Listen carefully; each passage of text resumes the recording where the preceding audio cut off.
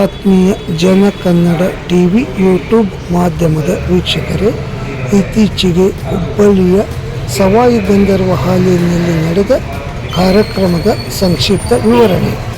ಪ್ರತಿ ವರ್ಷದಂತೆಯೂ ಈ ವರ್ಷವೂ ರಂಗರೇಖಾ ಕಲಾ ಬಳಗದಿಂದ ಉರುಗ ಪ್ರಿಯರು ಹಾಗೂ ಪ್ರಾಣಿ ಪ್ರಿಯರಿಗೆ ಸನ್ಮಾನಿಸಿ ಸತ್ಕರಿಸಿದರು.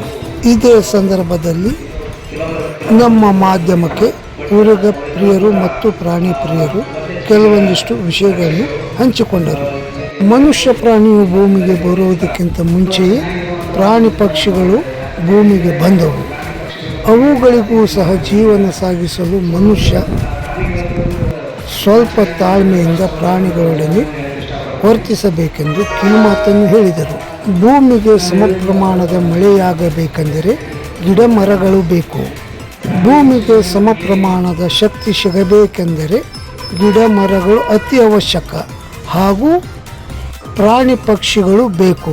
ಅವುಗಳೊಡನೆ ಎಲ್ಲರೂ ಸಂಯಮದಿಂದ ನಡೆದುಕೊಳ್ಳಬೇಕು ಮತ್ತು ಪ್ರಾಣಿ ಪಕ್ಷಿಗಳನ್ನು ಉಳಿಸಿ, ಗಿಡ ಮರಗಳನ್ನು ಬೆಳೆಸಿ, ನಾಡು ಉಳಿಸಿ, ಪ್ರಾಣ ಉಳಿಸಿ ಎಂಬ ಘೋಷದೊಂದಿಗೆ ನಮ್ಮ ಮಾಧ್ಯಮಕ್ಕೆ ನೀಡಿದ ಚಿಕ್ಕ ಸಂದರ್ಶನವನ್ನು ವೀಕ್ಷಿಸಿ.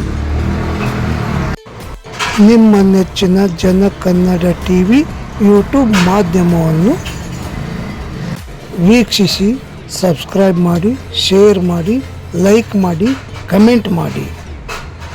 ನಿಮ್ಮ ನೆಚ್ಚಿನ ಜನ ಕನ್ನಡ ಟಿವಿ ಯೂಟ್ಯೂಬ್ ಮಾಧ್ಯಮದ ಘೋಷವಾಕ್ಯ ನಿಮ್ಮ ನುಡಿ ನಮ್ಮ ನಡೆ, ಸಮೃದ್ಧಿಯ ಕಡೆ. ವಂದನೆಗಳು. ನಮಸ್ಕಾರ, ನನ್ನ ಹೆಸರು ಯಲ್ಲಪ್ಪ ಜೋಡಳ್ಳಿ ಅಂತೇಳಿ. ನಾನು ಹುಬ್ಬಳ್ಳಿ ಧಾರವಾಡ ಕರ್ನಾಟಕ ಒಳಗೆ ನಾವು ಸ್ನೇಕ್ ರೆಸ್ಕ್ಯೂ ಮಾಡ್ತೀವಿ. ಸ್ನೇಕ್ ಅಷ್ಟೇ ಅಲ್ಲ, animals wild life welfare society ಅಂತೇಳಿ ನಮ್ಮೊಂದು NGO ಇದೆ. ನಾವೆಲ್ಲರೂ ಕೂಡ ಇದೊಂದು ಕೆಲಸ ಮಾಡ್ತೀವಿ. ಬಟ್ ಏನಂತಂದ್ರೆ ಜನಗಳಿಗೆ ಏನು ಹೇಳೋಕೆ ಇಷ್ಟಪಡ್ತೀವಿ ಅಂದರೆ ಪ್ರಾಣಿಗಳನ್ನು ಹೊಡಿಬೇಡ್ರಿ, ಉಳಿಸ್ರಿ ಅವನ್ನ ನಾವು ಎಷ್ಟು ಉಳಿಸ್ತೀವಿ ಅಷ್ಟು ಪರಿಸರ ಬೆಳೀತಿದ್ವಿ. ಹೀಗಾಗಿ ಪ್ರಾಣಿ ಕೊಲ್ಲುವುದು ಯಾರು ನೋಡಿ ಅಥವಾ ವಿಡಿಯೋ ಮಾಡಿ ಹಾಕಿದ್ರೆ ನಿಮ್ಮ ಮೇಲೆ, ಯಾಕಂದರೆ 1972 ಇದ್ರೊಳಗೆ ಅದು ಪ್ರಾಣಿ ಕೊಲ್ಲುವುದು ಅಪರಾಧ ಐತಿ. ಅದಕ್ಕೆ ಸಜಾನೂ ಆಗ್ಬೋದು ನಿಮಗೆ ಯಾರು ಒಂದು ವಿಡಿಯೋ ಹಾಕಿದ್ರೆ. ಅದಕ್ಕೆ ನಾವು ಪ್ರಾಣಿ ಯಾಕೆ ಹೊಡಿಬೇಡ ಅಂತೀವಂದ್ರೆ ನಮ್ಮ ಪರಿಸರಕ್ಕೆ ಬೇಕಾದಂಥ ಮುಖ್ಯವಾದದ್ದು ಪ್ರಾಣಿಗಳು.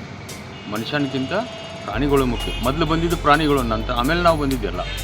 ನಾವು ಬಂದು ಏನು ಮಾಡ್ತಾಯಿದ್ದೀವಿ, ಎಲ್ಲ ಕಡೆ ಸೈಟ್ ಮಾಡಿ, ಎಲ್ಲ ಕಡೆ ಮನೆಗಳು ಮಾಡಿ, ಗಿಡ ಮರ ಎಲ್ಲ ಕಡಿದು ಹೊಲ ಎಲ್ಲ ಹೋಗಿ ಏನಾಗಿದೆ, ಪ್ರಾಣಿಗಳೆಲ್ಲ ದೂರ ಆಗ್ತಾಯಿದೆ. ನಾಳೆ ಅಕಸ್ಮಾತ್ ನಾವು ಇದೇ ರೀತಿ ನಾವು ಮಾಡ್ಕೊತ ಹೋದಾಗ ಪ್ರಾಣಿಗಳು ನಮಗೆ ಮುಂದೆ ನೋಡ್ಲಿಕ್ಕೆ ಸಿಗೋಲ್ಲ.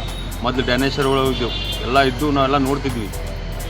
ಅಂದ್ರೆ ಎದುರೊಳಗಡೆ ಪೇಪರ್ ಒಳಗೆ ನೋಡ್ತೀವಲ್ಲ, ಆ ರೀತಿ ನಾವು ಹಾವುಗಳು ನೋಡೋ ಪರಿಸ್ಥಿತಿ ಬರುತ್ತೆ. ಹೀಗಾಗಿ ನೀವು ನಮಗೆಲ್ಲರಿಗೂ ಏನು ಹೇಳ್ತೀನಿ ಅಂದರೆ, ಯಾವುದೋ ಪ್ರಾಣಿ ಬಂದರೂ ಹೊಡಿಯೋಂಥ ಕೆಲಸ ಮಾಡಬೇಕು. ಅರಣ್ಯ ಇಲಾಖೆಗೆ ಫೋನ್ ಮಾಡಿ, ಇಲ್ಲ ಯಾರು ಆ್ಯನಿಮಲ್ ರೆಸ್ಕ್ಯೂರ್ ಇರ್ತಾರೆ ಗೂಗಲ್ನಾಗ ಸರ್ಚ್ ಮಾಡಿದ್ರೆ ನಿಮ್ಮ ಊರೊಳಗಡೆ ಕರ್ನಾಟಕ ಒಳಗೆ ಅದು ಗೂಗಲ್ನಾಗ ಸರ್ಚ್ ಮಾಡಿದ್ರೆ ಅವ್ರ ಹೆಸರು ಬರ್ತೈತಿ.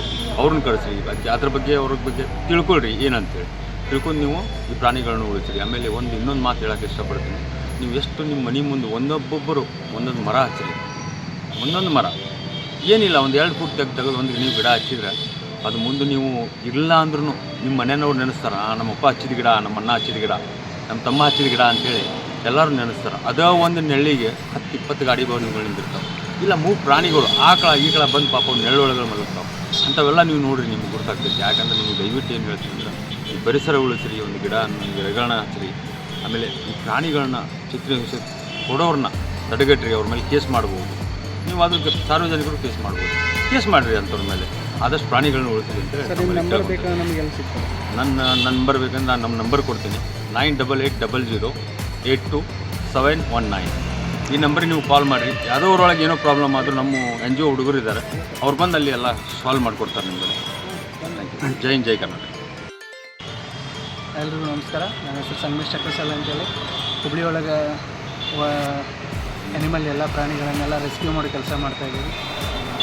ಸೊ ಎಲ್ರಿಗೂ ರಿಕ್ವೆಸ್ಟ್ ಮಾಡ್ಕೊಳ್ಳೋವಂಥದ್ದು ಏನಂತಂದ್ರೆ, ನಮ್ಮ ಹುಬ್ಬಳ್ಳಿ ಧಾರವಾಡ ಈಗ ಸದ್ಯ ನಾವು ಇರುವಂಥ ಪ್ಲೇಸ್ ಒಳಗೆ ಯಾವುದೇ ಪ್ರಾಣಿ ಪಕ್ಷಿಗಳಿಂದ ಯಾವುದೇ ರೀತಿ ತೊಂದರೆ ಇದ್ದರೆ ನೀವು ಎನಿ ಟೈಮ್ ಫೋನ್ ಮಾಡ್ಬೋದು.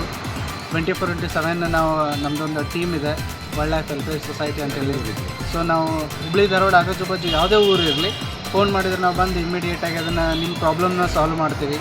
ಆಮೇಲೆ ಯಾವುದೇ ರೀತಿ ಪ್ರಾಣಿ ಪಕ್ಷಿಗಳಿಗೆ ತೊಂದರೆ ಆದರೂ ಕೂಡ ನೀವು ಫೋನ್ ಮಾಡ್ಬೋದು. ತೊಂದರೆ ಅಂದರೆ ಯಾವ ಥರ ಆಕ್ಸಿಡೆಂಟ್ ಆಗಿರ್ಬೋದು ಅಥವಾ ಮಾಂಜಾದಾರಕ್ಕೆ ಸಿಕ್ಕೊಂಡು ರೆಕ್ಕೆಗೆಲ್ಲ ಸಿಕ್ಕೊಂಡಿರ್ತಾವೆ ಬರ್ಡ್ಸ್ ಎಲ್ಲ ಅಂಥದಕ್ಕೆ ಫೋನ್ ಮಾಡ್ಬೋದು. ಅಥವಾ ಗಟ್ರ ಒಳಗಡೆ ಬಿದ್ದಿರ್ತಾವೆ, ಎಬ್ಬಿಸ್ಲಿಕ್ಕೆ ಆಗಂಗಿಲ್ಲ ಆಕಳುಗಳನ್ನೆಲ್ಲ. ಸೊ ಅಂಥದಕ್ಕೆಲ್ಲ ನೀವು ಎನಿ ಟೈಮ್ ಫೋನ್ ಮಾಡ್ಬೋದು. ನಿಮ್ಮ ಎಲ್ಲ ಈಗ ನಾವು ಸದಾ ಸಿದ್ಧರೇ ಇರ್ತೀವಿ. ಹಾಗೆ ಪ್ರಾಣಿಗಳನ್ನು ಉಳಿಸೋದು ನಮ್ಮ ಮೇನ್ ಕರ್ತವ್ಯ. ಯಾಕಪ್ಪ ಅಂತಂದ್ರೆ 84 ಲಕ್ಷ ಜೀವರಾಶಿಗಳಾದಮೇಲೆ ಮನುಷ್ಯ ಜಾತಿ ಬಂದಿದ್ದು. ಸೊ ಮೊದಲು ಪ್ರಾಣಿಗಳಿಗೆ ಆದ್ಯತೆ ಕೊಡಬೇಕು ನಾವು. ಯಾಕಂತಂದ್ರೆ ಅವು ನಮ್ಮಿಂದ ಏನು ಎಕ್ಸೆಪ್ಟ್ ಮಾಡೋಂಗಿಲ್ಲ. ನಾವೇನು ಅದಕ್ಕೆ ಉಪಕಾರ ಮಾಡೋದು ಅಂದ್ರೆ ಒಂದೇ ಒಂದು, ಅವ್ರ ಪಾಡಿಗೆ ಅವು ಬಿಟ್ಟರೆ ಅವು ಏನೂ ಮಾಡೋಂಗಿಲ್ಲ. ಪ್ರಾಣಿಗಳಾಗಲಿ, ಪಕ್ಷಿಗಳಾಗಲಿ, ಯಾವುದೇ ಪ್ರಾಣಿ ಸರೀಸೃಪಗಳಾಗಲಿ. ಸೊ ನಾವು ಅದಕ್ಕೆ ಒಂದು ಆ್ಯಕ್ಟ್ ಪೂರ್ಣ ಮಾಡಿದ್ದಾರೆ. 1972 ಆ್ಯಕ್ಟ್ ಪ್ರಕಾರ ಯಾವುದೇ ಒಂದು ಪ್ರಾಣಿ ಪಕ್ಷಿಗಳನ್ನು ಹೊಡೆದು ಸಾಯಿಸಿದ್ರೆ ಅದೊಂದು ವಿಡಿಯೋ ಪ್ರೂಫ್ ಇತ್ತು ಅಂತಂದ್ರೆ ಅವ್ರಿಗೆ 2 ವರ್ಷ 2 ವರ್ಷ ಜೈಲು ಶಿಕ್ಷೆ, ಹಾಗೆ 1 ಲಕ್ಷ ರೂಪಾಯಿ ದಂಡನೂ ವಿಧಿಸಬೇಕಾಗ್ತೈತಿ. ಸೊ ನೀವು ಯಾವುದೇ ರೀತಿಯಾದ ಪ್ರಾಣಿ ಪಕ್ಷಿಗಳಿಗೆ ಏನೋ ತೊಂದರೆ ಆದಲ್ಲಿ ನೀವು ಎನಿ ಟೈಮ್ ಫೋನ್ ಮಾಡ್ಬೋದು ನಮ್ಗೆ. ನಿಮ್ಗೇನೋ ಕ್ವಶನ್ ಇದ್ರೆ ಕೇಳ್ಬೋದು. ನಮ್ಗೆ ಇನ್ನೊಂದು ಮೇನ್ ಇಂಪಾರ್ಟೆಂಟ್ ಅಂತಂದರೆ ಪರಿಸರ ಇದ್ದರೆ ನಾವು ಇರ್ತೀವಿ.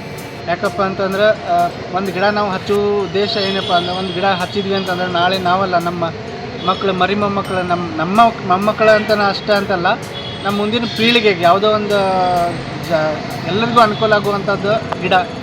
ಒಂದು ಗಿಡ ಹಚ್ಚಿದ್ವಿ ಅಂದ್ರೆ ನಾವು ಒಂದು ಗಿಡದೊಳಗೆ ಎಷ್ಟೋ ಪ್ರಾಣಿ ಪಕ್ಷಿಗಳು ಬಂದು ನೆರಳು ತೊಗೊತಾವೆ. ಆಮೇಲೆ ನಾವು ನಮ್ಮ ಸ್ವಾರ್ಥಕ್ಕೆ ವಿಚಾರ ಮಾಡ್ಬೇಕಂದ್ರೆ ನಾವು ಗಾಳಿ ಬೇಕು ನಮ್ಗೆ. ಆಮೇಲೆ ಗಾಡಿ ನಿಲ್ಲಿಸ್ಲಿಕ್ಕೆ ಜಾಗ ಬೇಕು, ಆಟ ಆಡ್ಲಿಕ್ಕೆ ಜಾಗ ಬೇಕು. ಅಥವಾ ಎಲ್ಲೋ ಸುಸ್ತಾಗಿರ್ತೀವಿ, ಬಿಸಿಲೊಳಗೆ ಯಾರೂ ಜಾಸ್ತಿ ನಿಂದ್ರಕ್ಕೆ ಇಷ್ಟಪಡೋಂಗಿಲ್ಲ. ಅಂಥದ್ರಾಗ ನೆರಳು ನಾವೆಲ್ಲರೂ ಇಷ್ಟಪಡ್ತೀವಿ. ಅಂಥ ಉದ್ದೇಶಕ್ಕಾದರೂ ನಮ್ಮ ಸ್ವಾರ್ಥಕ್ಕೋಸ್ಕರ ಆದರೂ ನಾವು ಮರ ಹಚ್ಚಬೇಕಾಗ್ತದೆ. ಆಮೇಲೆ ಇನ್ನು ಮುಂದೊಂದು ದಿನ ಈಗ ನೋಡಿರಿ ಎಷ್ಟು ಲಕ್ಷಗಟ್ಟಲೆ ಗಿಡಗಳನ್ನೆಲ್ಲ ಮಾರಣ ಹೋಮ ಮಾಡಿದ್ರು. ಸೊ ಅವರಿಂದ ಎಷ್ಟು ಪ್ರಾಬ್ಲಮ್ ಆಗ್ತಾಯಿದೆ ಅನ್ನೋದು ಈಗ ಆಲ್ರೆಡಿ ಆಲ್ಮೋಸ್ಟ್ ಎಲ್ರಿಗೂ ಗೊತ್ತಾಗ್ತಾಯಿದೆ. ಸೊ ಒಂದು ರಿಕ್ವೆಸ್ಟ್ ಎಲ್ರಿಗೂ, ಎಲ್ಲ ಕಡೆ ಪ್ರಾಣಿ ಒಂದೊಂದು ಗಿಡನ ಹಚ್ಚಿರಿ. ಅದರಿಂದ ಎಷ್ಟೋ ಪ್ರಾಣಿ ಪಕ್ಷಿಗಳಿಗೆ ನೆಲೆ ಆಗ್ತೈತಿ. ಆಮೇಲೆ ಎಷ್ಟೋ ಮುಂದೆ ಬರುವಂಥ ನಮ್ಮ ಪೀಳಿಗೆಗೆ ತುಂಬ ಅನುಕೂಲ ಆಗ್ತೈತೆ ಅಂತೇಳಿ ನಾನು ಈ ಮಾತಲ್ಲಿ ಹೇಳೋಕ್ಕೆ ಇಷ್ಟಪಡ್ತೀನಿ.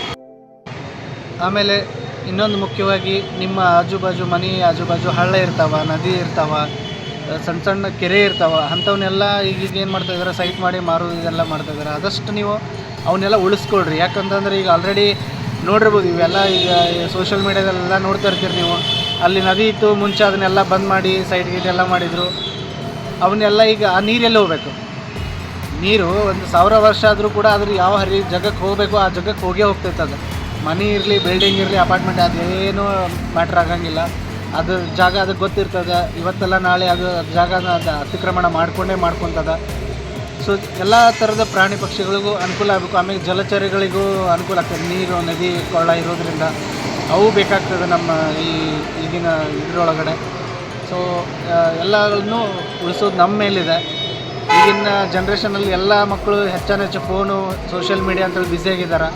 ಸೊ ಅಂಥದ್ರಲ್ಲಿ ಎಲ್ಲರೂ ಒಂದೊಂದು ಗಿಡ ಹಚ್ಚಿರಿ. ಆ ಗಿಡ ಹಚ್ಚೋದ್ರಿಂದ ನಿಮ್ಗೆ ಎಷ್ಟು ಉಪಯೋಗ ಇದೆ ಅಂಥೇಳಿ ನಿಮಗೆ ಮುಂದೆ ಗೊತ್ತಾಗ್ತದೆ. ಇಷ್ಟು ಹೇಳಿ ನನ್ನ ಮಾತು. ಧನ್ಯವಾದ.